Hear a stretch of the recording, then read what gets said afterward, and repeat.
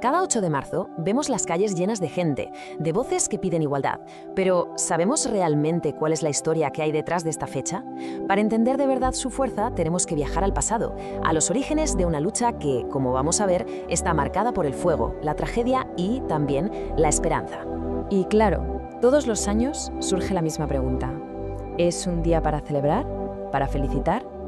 Es una percepción bastante común, pero la historia nos cuenta un origen muy diferente. Porque en realidad, si nos vamos a su raíz, el 8 de marzo no es una fiesta. Es una jornada para conmemorar, para recordar a esas pioneras que abrieron el camino.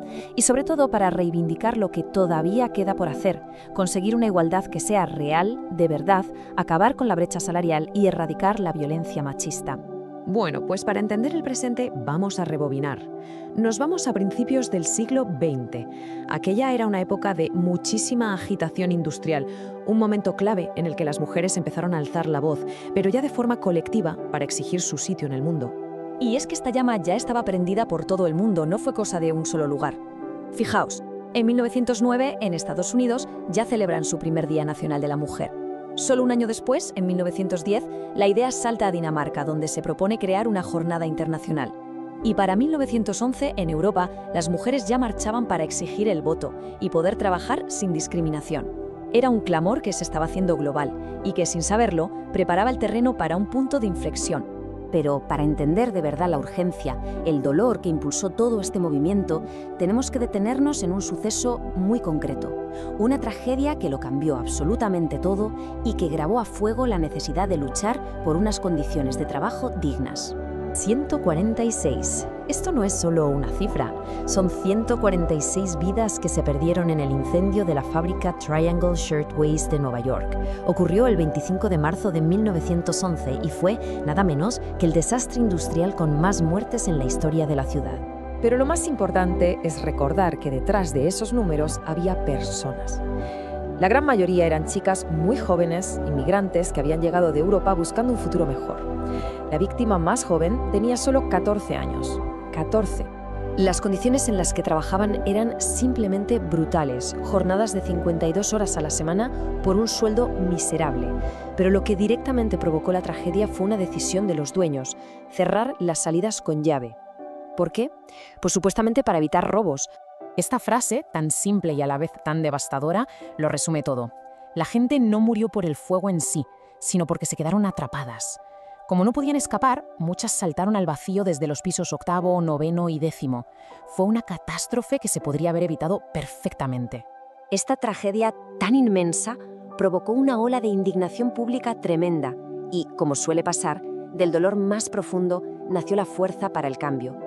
El sacrificio de esas 146 personas no cayó en saco roto. El impacto fue inmediato y muy profundo. El incendio obligó a que se hicieran cambios legislativos radicales, estableciendo por primera vez normas serias de seguridad industrial. Y sobre todo, fue el detonante para que se crearan sindicatos de trabajadoras textiles que estaban decididas a que algo así no volviera a pasar nunca más. Pero, un momento, si el incendio fue un 25 de marzo, ¿por qué conmemoramos el día 8? Es una buena pregunta. Y la respuesta nos lleva a otro lugar y a otra lucha completamente diferente.